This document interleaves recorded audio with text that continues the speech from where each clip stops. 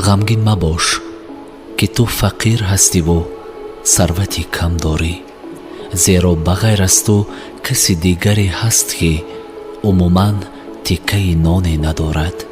قرض زیاد به گردنش بار و خانه‌اش را فروخته بی‌سرابان است. اگر تو مرکب یا ماشین گرانبها نداری و از این پیوسته غم میخوری، بدان که بغیر از تو کسی دیگری هست که عموماً پای ندارد و یا پای دارد و فلج است، راه گشته نمیتواند.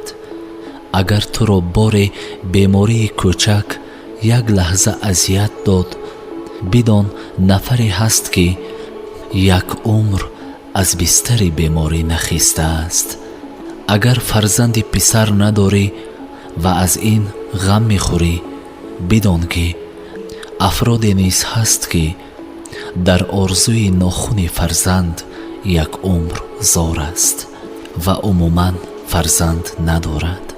اگر از آفت یا بیماری فرزندی تو مرد، بدان که در جای دیگر نفری را تمام فرزندانش در یک لحظه به کام دریا فرو رفته یا در نتیجه زمین لرزه همه زیر بار خانه مانده و مردند. غمگین مباش، زیرا خداوند تو را مسلمان آفریده است. ایمان به خدا داری، به رسول و ملائکه هایش، روز آخرت و تقدیرات نیک و بد باور بر دلت قایم است. لیکن غیر تو آنانی هستند که کافر زاده شدند، خدا ندارند، دروغ میگویند. پیامبران روز آخرت و تقدیر نیک و بد را انکار میکنند.